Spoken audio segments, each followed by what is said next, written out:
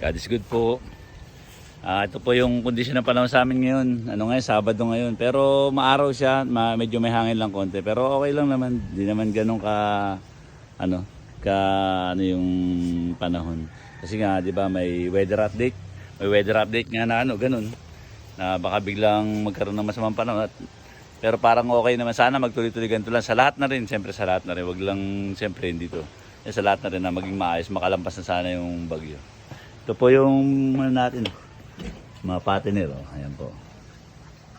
Ayan po sila. Nalaki na mga guys. Nataba. Yan yung mga titira. Maliliit lang yan talaga.